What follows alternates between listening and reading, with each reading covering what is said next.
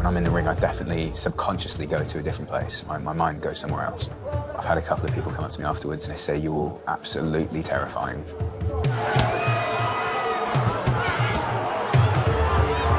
White-collar boxing is sort of something that people organise in their private way, so they can have a scrap, like a bit like a drug. Once you've done it once, you want to do it again and again and again. His opponent facing him across the ring here tonight, and he's welcome into the ring.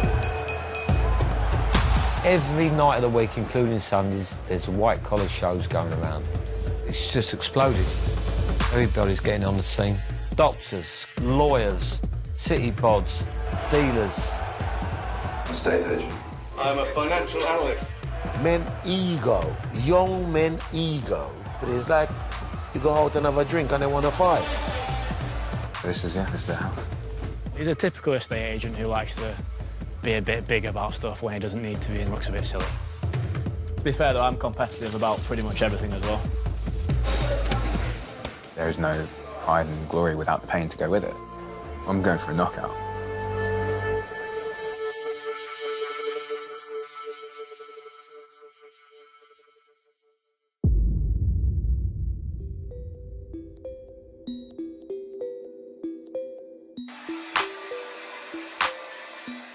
I work in central London, in prime central London. My title is head of lettings. You come into town and you say, I'm looking for, I don't know, 5-bedroom house. It's got to be within this perimeter. It's got to have a jacuzzi and a helipad. Here's our budget. We'll go out and we'll help you find whatever it is that you're looking for. I work for an estate agency currently in property management. First month I was the best negotiator in my office. Second month I was the head top negotiator in the entire company. In my second month, and I'd never done negotiating in my life. There is always going to be an element of stress. There's always going to be an element of pressure. It's a tough job. It really is. You've got to find a way of letting your hair down. You'll burn out otherwise. Here we go! Let the punches fly! Josh is probably, but I see him as a person who's been given quite a lot. Obviously, his parents and family are well-to-do. How do I feel when I think of Challon? It's a mixed bag of emotions. We started off with a quite warm friendship. We trained together, we worked together in the gym. Arrogant, selfish, boring, really. He claims that his shoulder popped out of the socket, but watching those videos back, I've watched them from 3 or 4 different angles, I've watched them hundreds of times, you can see that it didn't come out. I think the reason why he cares so much is because he knows he didn't win. If he's going around there bad-mouthing me, saying, oh, he didn't dislocate his shoulder, he knew he was losing, that's complete and utter trash. It could be any number of things. It could be the fact that he got into the ring and all of a sudden there was a huge amount of pressure on him, huge amount of stress, which, could happen to anybody. What do you do in that situation? Do you turn around to the ref and say, I'm done? Do you get your corner man to throw in the towel? Or do you injure yourself or fake an injury? What would you do? It's a difficult one to call.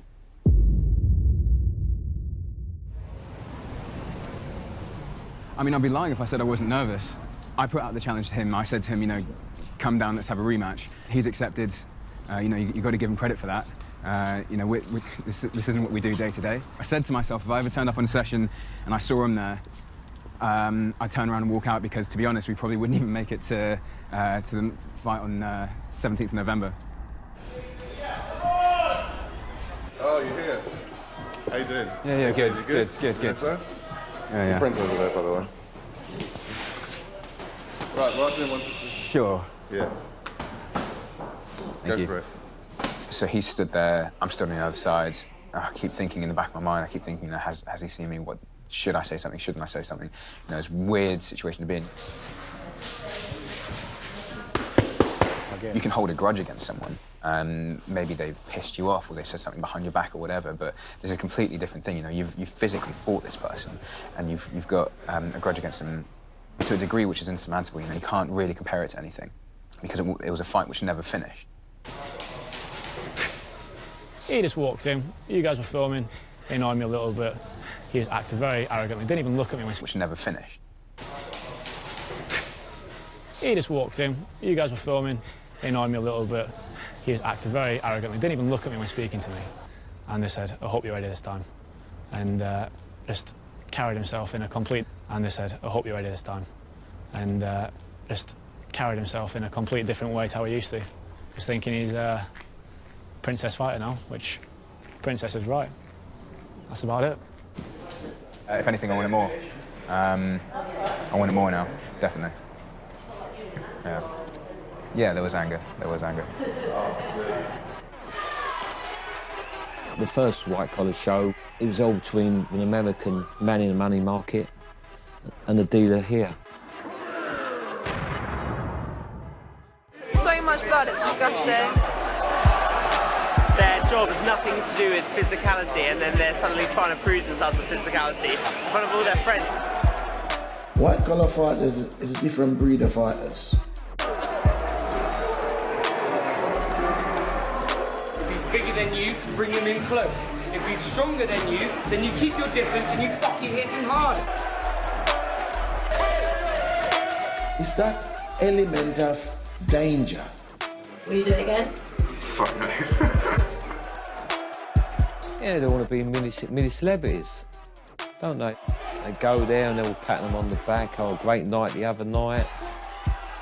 It's got all the girls in the office, you know, like a little bit of a star status, isn't it, you know?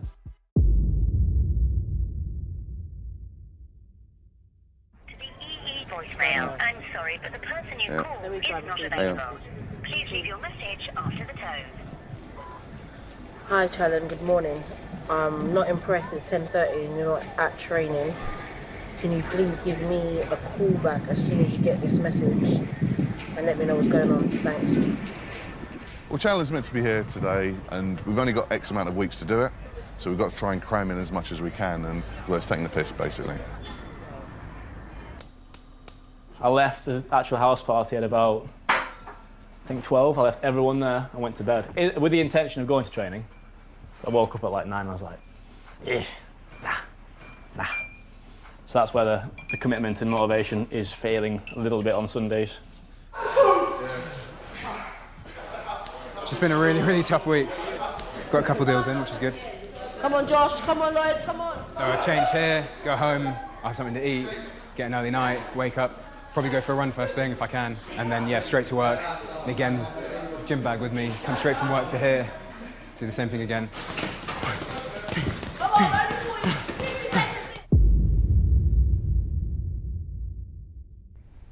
That was my progression photo, so that was a year's difference. I had a couple of extra pounds on me. It was a hell of a journey going through all that, but I think I dropped most of the weight in my hair by the looks of it. I've invited 146 people. It'll be the main fight. Couldn't get more white collar than that. Hello. Hi, you all right? You want tea? Coffee, please. Did it look like he dislocated his shoulder from outside the ring? Well, if somebody sort of goes like that, it kind of looks like it. You don't know. You can't tell. It's impossible to tell, especially if someone's been hitting you. Yeah. It would appear that way. Yes, it looked like that. You can tell me if he dislocated his shoulder. The thing is with Josh, everything in life has to be fair. From a little boy, everything had to be fair. And I think that he felt, because he hadn't perhaps beaten this chap to a pulp, perhaps he felt like he hadn't really won properly. Who was that? Louis. He came home one day, he was black and blue all over his face. I mean, somebody had hit him in the eye and the mouth, and I mean, how do you explain that when you go to work? I think it was one hit in the nose. No, it was more than that. I don't like seeing him do things like that. It's worrying. It's like a rooftop bar, really nice. There's always that sort of notion in the back of your mind, something could go wrong. All it takes is one wrong slip. You walk into a punch too quickly, or he clocks you with a right too high. All it takes is that one punch. There is obvious concern, but at the same time, it's that motto and that way of life. That there is no pride and glory without the pain to go with it.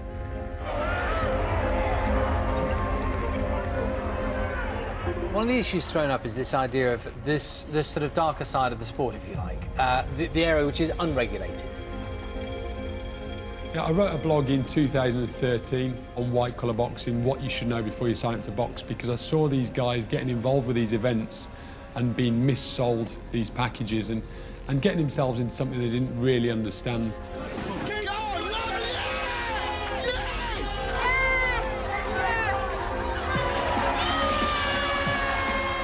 You'd like to think that in the UK, you'd assume that if you were signed up for a boxing show and the boxing event was being run, particularly at a licensed bar, that it'd be reputable, it'd be controlled, and it would be under provisions. And the reality is a lot of these shows, it's not. And there is no overall body regulating them. And this is the problem we've got. It's got the potential to spiral out of control, and the risk is someone will get hurt or killed. The reality is boxing on any level, boxing is a sport and it's an art form, but it's also primal and it's a fight. And if you think in front of 1,000 people, someone's not going to try and jump all over you when they hurt you, you're very, very mistaken.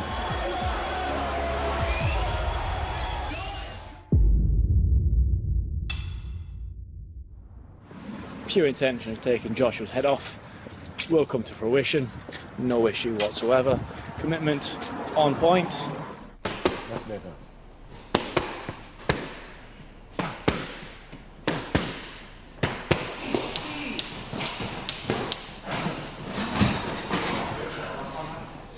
Good session. See, it was just me. It's a lot more attention just on me. We will get somebody in and work on his shoulders and make sure that shoulder is right before the night. So that shouldn't be a problem. Do you think he's further ahead than Josh? Yeah. In fitness, I do think he's further than Josh.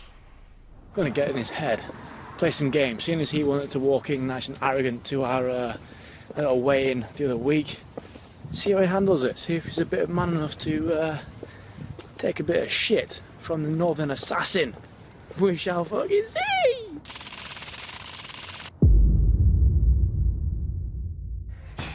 Come on, show me you want to beat him. Show me you want to beat him. Hit that bag.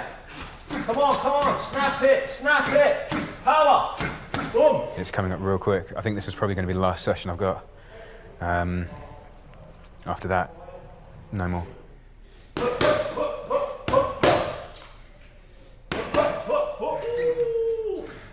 We know from the first fight what we did wrong.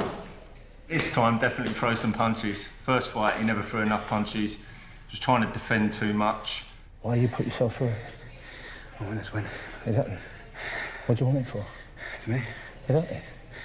But this is not fucking about. This is reality now. Yeah? Okay? Yeah? Yeah? Okay, jump out.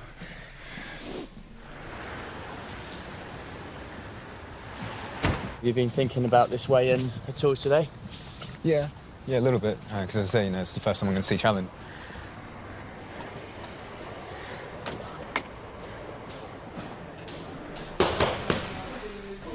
It's now 5 past 7. We've got the weigh-ins today. All the boxers, bar a few, we're going to be coming down.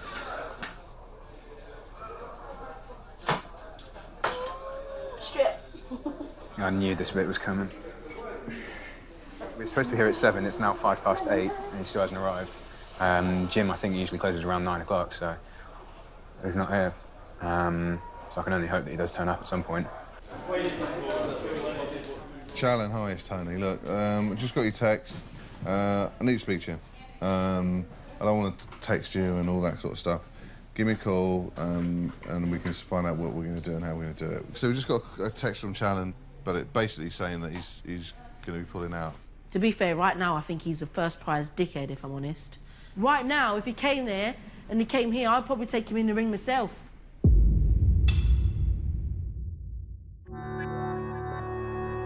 It's the night before the fight, and it's 4 in the morning, and I can't sleep.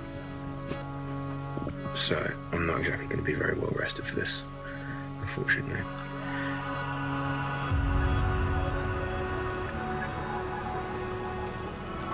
Challon here yet?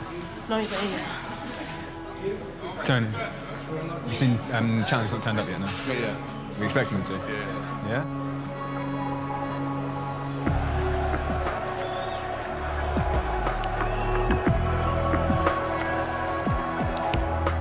I know you prepared to fight challenge. Okay? Listen to me carefully. I think you got the goal. It's challenge not turning up. It's not coming. So I've got another fight, but it's not what I trained for. This is what I've been saying since day one, that the whole point was to fight challenge. All of this was based around fighting challenge. I just didn't want to fight. I just wasn't in it. Heart wasn't in it at all. Head wasn't in it. I couldn't give two damns about Josh.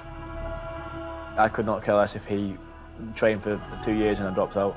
I wasn't afraid of getting in the ring. I wasn't afraid of losing. I just did not want to do it.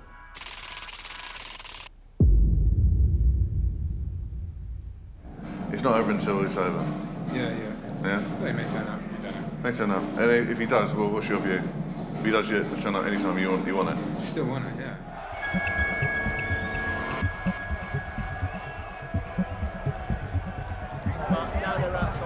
He's here. Challenge here.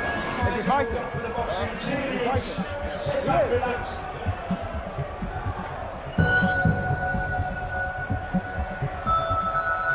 I kept flitting from between that aspect and then, oh, but I can fight him. I want to fight him.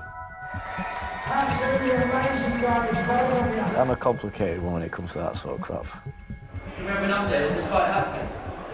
I'll be back to you. He's doing the medical at the moment.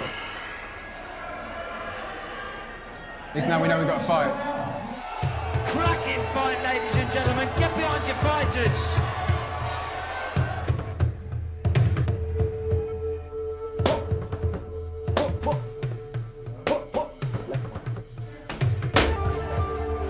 This is the fight of the night, ladies and gentlemen.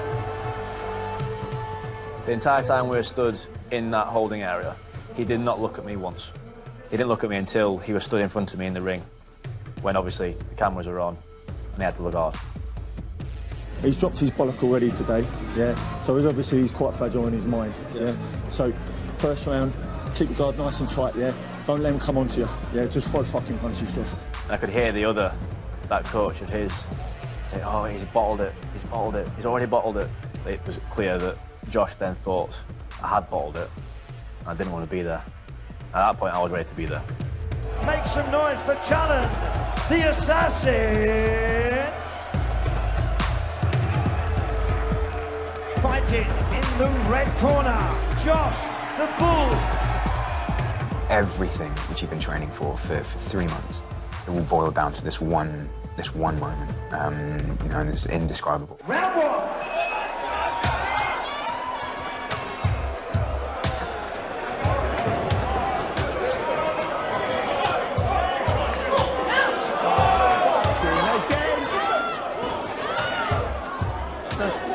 Stand up. Relax, give me a hand.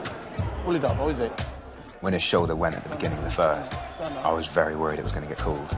And I could see disappointment in his eyes as well.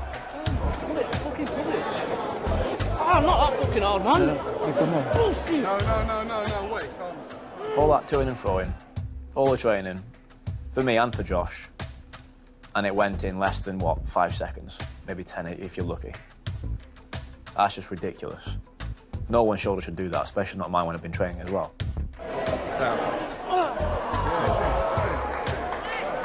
And the referee was saying to me, are you going to continue? And what went through your mind? Yep, he's going to continue.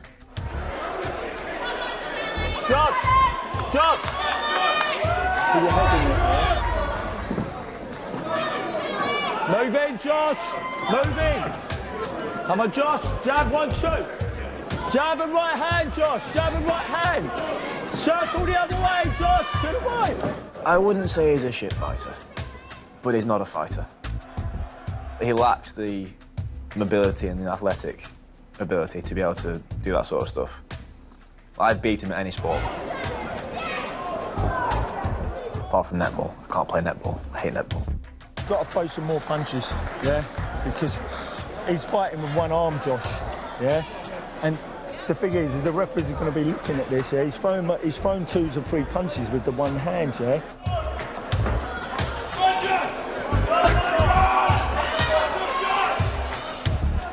Throw, Josh! Come on!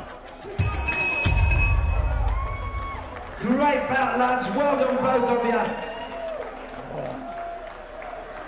We have a winner, and the winner is the blue corner.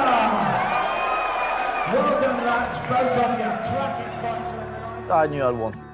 At one point before the referee put my arm up, I did raise my left arm. I'm doing, yeah, fine.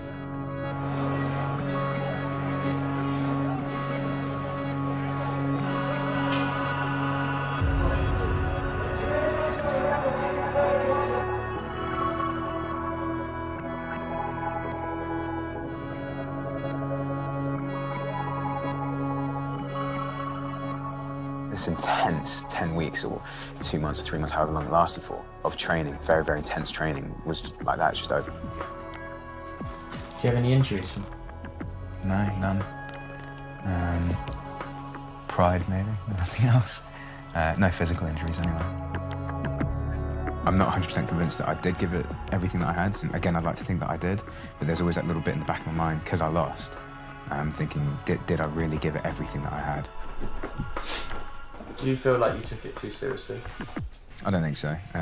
You know, everybody approaches things differently, don't they? So, I mean, for me, it's 100% or 0%. You know, there's no point doing something half-assed. Otherwise, why bother? I lost to a 9-year-old girl in the British Championship playing the accordion. She was 9. She beat me.